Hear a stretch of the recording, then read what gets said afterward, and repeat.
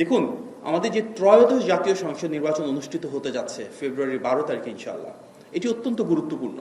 কারণ আমাদের ফ্যাসিবাদ বিরোধী 16 বছরের যে সুদীর্ঘ সংগ্রাম ছিল, যে গণ অভ্যুত্থান ছিল, তার মূল উদ্দেশ্য এমন একটি রাষ্ট্র ব্যবস্থা বিনির্মাণ করা যেখানে জনগণই হবে সকল রাজনৈতিক ক্ষমতার উৎস। আমরা দেখেছি 2014 সালের বিনা ভোটের নির্বাচন, 2018 সালের নিশিরাতের নির্বাচন এবং 2024 সালের দামি ভোটের নির্বাচন। এই তিনটা নির্বাচনই কিন্তু প্রকৃতপক্ষে ক্ষমতাকে কুক্ষিগত রাখার জন্য জনগণের ভোটের অধিকার কেড়ে নিয়ে রাষ্ট্রযন্ত্রের উপর নির্ভর করে পুলিশ, প্রশাসন, আইন শৃঙ্খলা বাহিনী এবং নির্বাচন কমিশনকে সম্পূর্ণ দলীয়করণের মাধ্যমে ফ্যাসিবাদকে দীর্ঘায়িত করা হয়েছিল। কিন্তু সেই কঠিন সময়ে যখন মিডিয়াকে সম্পূর্ণভাবে নিয়ন্ত্রণ করা হয়েছিল, আমরা যে ছবিগুলো পেয়েছি, যে ভিডিওগুলো পেয়েছি, যে ইলেকশন ইররেগুলারিটিসগুলো দেখেছি, কারচুপিগুলো সারা পৃথিবীর সামনে উপস্থাপন করেছি, সেখানে সোশ্যাল মিডিয়ার যেমন একটা বড় ভূমিকা ছিল, ঠিক তেমনি কিন্তু মূলধারা গণমাধ্যমের প্রিন্ট, প্রেস, রেডিও, টিভি আপনাদের প্রত্যেকের কিন্তু অনেক বড় একটা ভূমিকা ছিল।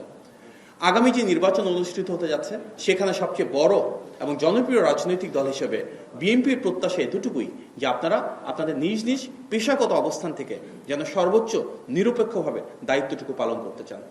আমাদের প্রত্যাশা একটা লেভেল প্লেইং ফিল্ড, কারণ আমরা বিশ্বাস করি যদি অবাধ, সুষ্ঠু এবং গ্রহণযোগ্য নির্বাচন নিশ্চিত হয়, ইনশাল্লাহ বিএনপির বিজয় নিশ্চিত হবে, ধানের শীষের বিজয় নিশ্চিত হবে। সুতরাং আমাদের প্রত্যাশা, আজকে আমরা অনেক ধরনের ইলেকশন ইঞ্জিনিয়ারিং এর কথা শুনছি, বিভিন্ন ধরনের কারচুপির আভাস পাচ্ছি।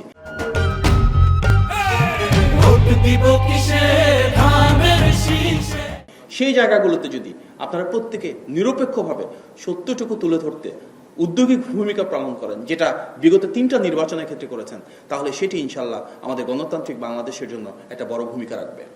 আপনারা নিশ্চয়ই দেখেছেন পোস্টাল ব্যালটের ক্ষেত্রে কি ধরনের একটা ইঞ্জিনিয়ারিং হয়েছিল, সেটা কিন্তু আপনারাই তুলে ধরেছিলেন। এবং বাংলাদেশে মোটামুটি এখন সবাই জানে যে পোস্টাল ব্যালটটাকে কিভাবে একটা নির্দিষ্ট দলের সুবিধার জন্য কিংবা আমাদের অসুবিধার জন্য একটা নির্দিষ্ট জায়গায় ধানের শীষে প্লেস করা হয়েছিল।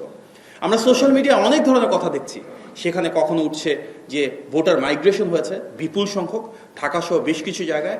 আমরা দেখছি অনেক বোরখা তৈরির কথা বলা হচ্ছে। আমরা দেখেছি সেখানে অনেক ধরনের কথা হচ্ছে ভোটারের কিউ বা লাইনটাকে কিভাবে স্লো করে দেওয়া হবে। অনেকে বলছেন প্রচুর পরিমাণে ব্যালট ছাপানো হয়েছে, অনেকে বলছেন অমোচনীয় কালিকাটা কি ঠিক থাকবে কিনা। এই অনেকগুলো বিষয় আছে যেখানে আমাদের মূল উদ্দেশ্য বা লক্ষ্য হওয়া উচিত সবাই মিলে যেটা সত্য, যেটা সঠিক সেটা উপস্থাপন করা, যেন কোনো নির্দিষ্ট রাজনৈতিক দল না, জনগণ তাদের ভোটটুকু প্রপারলি দিতে পারে, জনগণের ভোটটুকু ঠিক মতন কাউন্ট করা হয় এবং আমরা একটা অবাধ, সুষ্ঠু এবং গ্রহণযোগ্য নির্বাচন সত্যিই ফেরত পাই।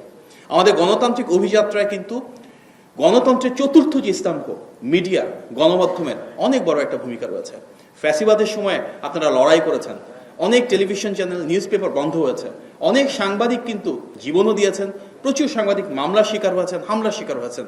তখনও আপনারা সত্যের পথে ছিলেন, ন্যায়ের পথে ছিলেন এবং ইনশাল্লাহ আগামী 12 ফেব্রুয়ারি যে নির্বাচন অনুষ্ঠিত হতে যাচ্ছে সেই গণতান্ত্রিক অভিযাত্রায় আপনারা সেই ভূমিকাটা রাখবেন। ইনশাল্লাহ বিএনপি যদি রাষ্ট্র পরিচালনায় আসে, পূর্ববর্তী সরকারগুলোর মতন করি আমরা নিশ্চিত করব সর্বোচ্চ যেন প্রেস ফ্রিডম থাকে। গণমাধ্যম এবং সংবাদকর্মী যারা রয়েছেন, এখানে যারা কাজ করছেন, তারা প্রত্যেকের জন্য পূর্ণাঙ্গ স্বাধীনতা, সুরক্ষা এবং সর্বাঙ্গীন অধিকার নিশ্চিত হয়। সেই জন্য ইনশাল্লাহ আগামীর বিএনপি সরকার কার্যকর ভূমিকা রাখবে।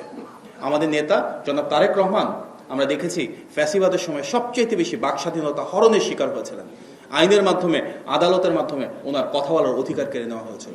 সুতরাং আগামীর বাংলাদেশে আমরা সেই বাক স্বাধীনতা সবার জন্য প্রতিষ্ঠা করতে চাই মানবাধিকার, প্রতিষ্ঠা করতে চাই আইনের অনুশাসন। এবং সেক্ষেত্রে কিন্তু সমাজের সব শ্রেণী এবং পেশার মানুষের মতন করে আপনাদের সবারও একটা বড় ভূমিকা রাখতে হবে। এবং আসুন আমরা সবাই মিলে যে কোনো ধরনের নির্বাচনের অনিয়ম, কারচুপি এবং ইঞ্জিনিয়ারিংয়ের বিরুদ্ধে দেশের জন্য, দেশের মানুষের জন্য একসাথে কাজ করে যাই।